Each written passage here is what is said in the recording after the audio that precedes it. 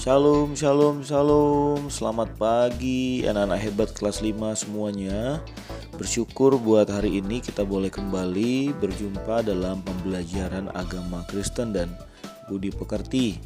Dan Bapak yakin setiap kita boleh tetap ada dalam perlindungan dan kebaikan Tuhan.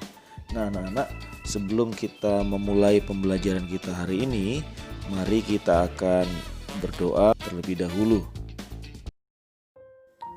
Bapa di sorga, kami bersyukur buat hari yang Tuhan beri bagi kami. Kami boleh tetap ada sebagaimana kami ada. Kami boleh tetap sehat, kuat dalam menjalani hari-hari kami. Sebentar kami mau belajar. Tuhan memberkati setiap anak-anak semua kelas 5 yang ada di rumah. Biarlah kiranya Tuhan memberkati kami semua, supaya melalui pembelajaran hari ini kami semua boleh diberkati. Dalam nama Tuhan Yesus kami sudah berdoa. Amin. Shalom anak-anak hebat kelas 5, puji nama Tuhan.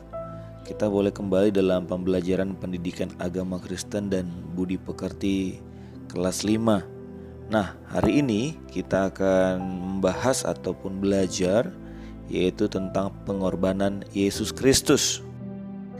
Nah anak-anak, tentu anak-anak semua pernah mendengar kata berkorban atau pernah melihat sendiri orang yang berkorban.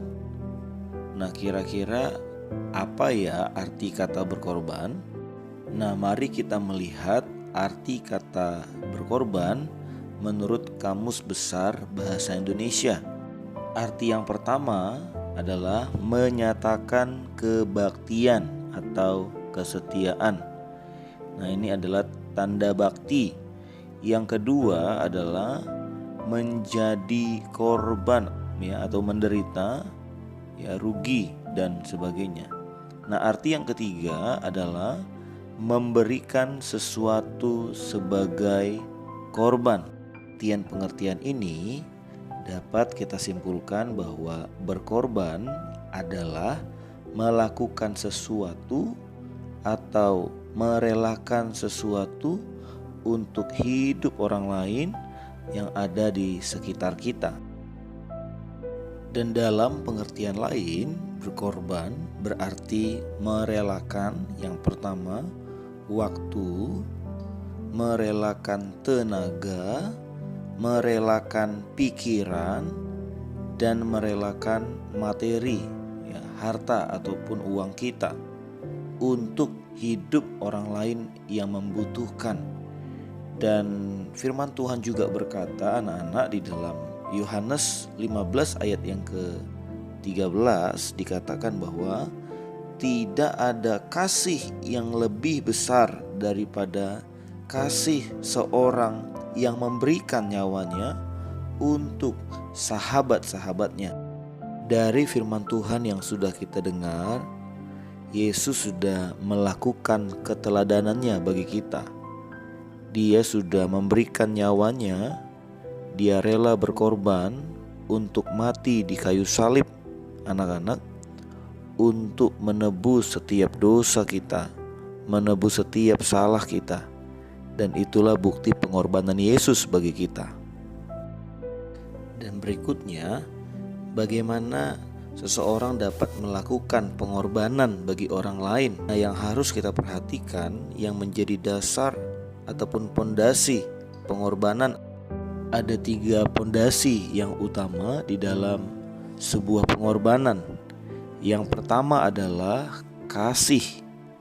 Yang kedua adalah didasarkan oleh ketulusan.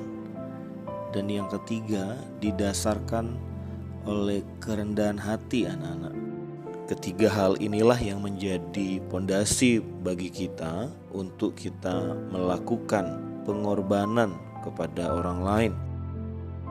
Sekarang mari kita lihat bersama bagaimana pengorbanan Yesus Kristus yang hebat atas setiap hidup kita. Seperti yang kita tahu dan kita imani bersama, bahwa Yesus Kristus adalah Allah yang besar, Allah yang dalam kemuliaannya rela untuk turun ke dalam dunia dan meninggalkan segala kemuliaannya karena bukti kasihnya kepada kita. Kemudian pengorbanan Yesus Kristus, dia berinkarnasi menjadi manusia demi mewujudkan kasihnya yang besar kepada manusia. Dalam kemanusiaannya, Yesus mengalami apa yang dialami oleh manusia lainnya. Yesus Kristus yang adalah Allah 100% dan juga manusia 100%. Mengalami kelaparan, dia mengalami kesakitan dan kelaparan. Tuhan Yesus dia mengalami juga kesakitan. dan mengalaminya apa yang kita alami, Yesus juga Tuhan pernah Yesus alami, anak-anak. Dan inilah bukti kasihnya yang luar biasa atas hidup kita. Dengan nah, yang berikutnya adalah pengorbanan Yesus Kristus. Dia mati di kayu salib untuk menebus setiap dosa kita, menebus setiap sakit kita, menebus setiap kutuk kita. Kematian adalah puncak dari penderitaan manusia. Tetapi Tuhan Yesus hadir di sana. Dia mau rela mati di kayu salib menjadi bukti kasihnya kepada kita. Nah, anak-anak, berikutnya kita akan sama-sama melihat bagaimana peristiwa salib ataupun penderitaan Yesus. Yang pertama, penderitaan Yesus adalah Yesus berdoa dengan perasaan sedih dan gentar, sehingga Yesus yang meneteskan air mata, darah, meneteskan peluh darah. Tuhan Yesus berdoa dengan perasaan yang sedih dan gentar di Taman Getsemani malam sebelum Tuhan Yesus disalibkan. Tuhan Yesus tidak menyerah di dalam kemanusiaannya, sehingga dalam penderitaan yang kedua, ketika ia ditangkap, ia diludahi, ia ditinju dan dipukul. Anak-anak boleh buka dalam Lukas pasal 26 ayat yang ke-67. Bagaimana rasa sakit yang begitu luar biasa. Yesus harus dipukuli pada saat malam di mana ia ditangkap. Penderitaan yang ketiga bukan hanya Yesus diludahi, ditinju dan dipukul, tetapi Yesus dibelenggu dan diadili di hadapan Pontius Pilatus. Padahal Yesus sama sekali tidak bersalah. Dia tidak berdosa, tetapi dia harus mengalami diadili di hadapan Pontius Pilatus, anak-anak. Dan penderitaan yang keempat adalah Yesus disesah dan diserahkan untuk disalib. Padahal kita tahu bahwa Yesus sama sekali dia tidak bersalah. Pontius Pilatus tahu bahwa Yesus tidak bersalah. Tetapi orang banyak pada saat itu menghendaki supaya Yesus harus disalib. Penderitaan Yesus yang kelima adalah pakaian Yesus ditanggalkan dan kemudian Yesus dipasang mahkota duri di kepalanya.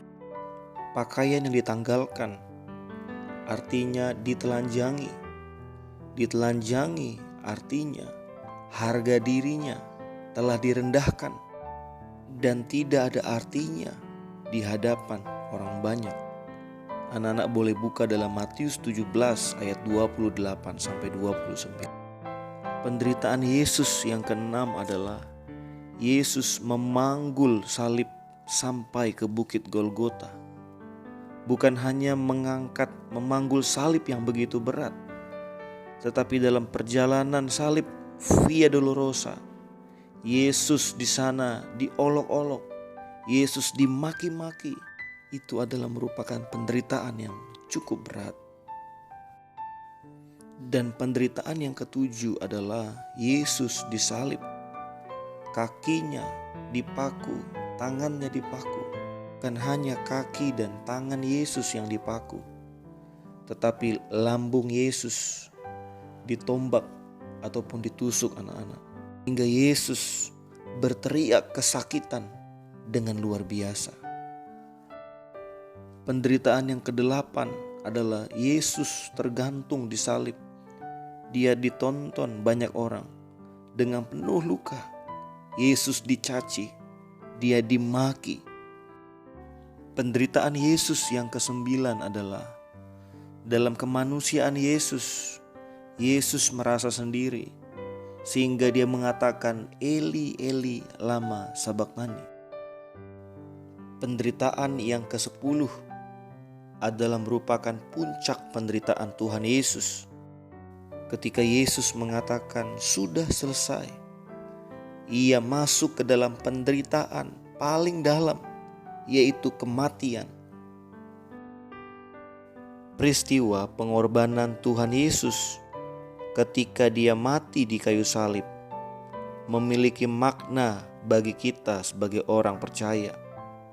Makna salib bagi orang percaya yang pertama adalah penebusan dari dosa. Setiap dosa kita, setiap kutuk kita ditebus oleh darah Yesus ketika darahnya tercurah di atas kayu salib. Makna salib bagi orang percaya yang kedua adalah kita diperdamaikan dengan Allah. Artinya tidak ada lagi sekat kita dengan Allah. Makna salib bagi orang percaya yang ketiga adalah kita dibenarkan karena iman di dalam Yesus Kristus.